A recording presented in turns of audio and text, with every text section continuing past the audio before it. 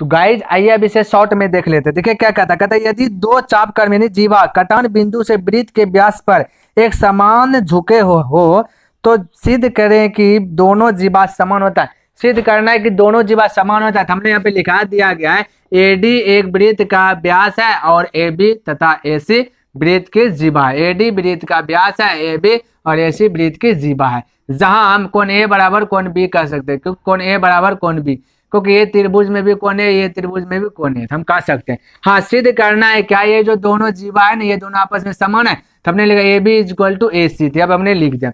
हाँ, रचना हमने अपने मन से क्या चीज रचना में क्या कि ओ से पी लंब ए बी रेखा पर, ठीक है, तथा ओ से क्यू लंब ए सी रेखा पर, ये अपने मन से। अब प्रमाण दिए परिचय, यहाँ पे हमने लिखा प्रमाण में कि त्रिभुज ए पी ओ यानी त्रिभुज ए पी ओ और त्रिभुज ए क्यू ओ में, ठीक है, यही चीज यहाँ पर लिखा। तो हमने क्या देखा, फिर क्या एज्यूम क्या कि कोण ए बराबर कोण ए दोनों में है।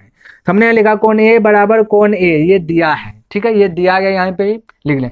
फिर हमने क्या देखा कोण पी बराबर कोण क्यू 90 डिग्री से, देखिए 90 डिग्री का एंगल पी पे बन रहा है और यहाँ पे क्यू पे भी 90 डिग्री का एंगल बन रहा है। ये दोनों भी आपस में 90 डिग्री का बराबर होगा, तो हम बोल दिए बराबर। हाँ, ये भी देखें कि ए से ओ और ए से ओ दोनों त्रिभुज में इधर से आइएगा तो ये भी है और इधर से आइएगा तो भी ये, ए से ओ बराबर ए से ओ। तो इस प्रकार ये आपका कॉमन आ गया। तो कॉमन को हिंदी में बोलते हैं उभयनिष्ठ से, क्लियर है। तो हमने यहाँ पे लिखा उभयनिष्ठ से।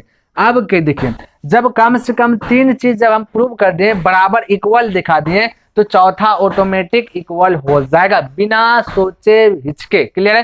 तो यहाँ पे हमने क्या लिखा कि त्रिभुज ए पी ओ सर्वांशम त्रिभुज ए क्यू ओ, ये एंगल ये कोण और भुजा और कोण नियम से क्या हो गया, ये चीज सर्वांशम है। तो जब सर्वांशम दिखा दिए दोनों त्रिभुज को तो एक पावर आ जाता है, क्या पावर कि ए पी बराबर ए क्यू भी होगा, क्योंकि यहाँ पे नहीं दिखा है ना। तो हमने लिखा है ए पी बराबर ए क्यू, ए से पी बराबर ए से क्यू। अब जब इतना सा ताकत ही है, क्षमता ही है, तो एक क्षमता तो अपने मन से अब एक्स्ट्रा दिमाग कोई नहीं लगाना है। अब आपके पास एक ताकत क्या आ गया ध्यान जी, आप अब बिंदास होके कह सकते हैं गाइस, इसलिए ए से बी इज इक्वल टू ए से सी भी है। जब दूसरा बंदा कह रहा है ये दोनों बराबर है, तो आप दावा ठोक के क्यों नहीं कह सकते कि ए सी बराबर ए बी होगा, कह सकते हैं, क्लियर। तो उसी प्रकार से हम कह दें और आप भी कह सकते हैं। तो और यही चीज आपको प्रूव करने के लिए दिया था, क्लियर है गाइज। तो आई होप आपको समझ आया होगा। यदि पसंद आया तो लाइक सब्सक्राइब एंड कॉमेंट करना ना भूलें। नेक्स्ट दिन मिलते हैं, तब तक के लिए धन्यवाद। जय हिंद, जय भारत।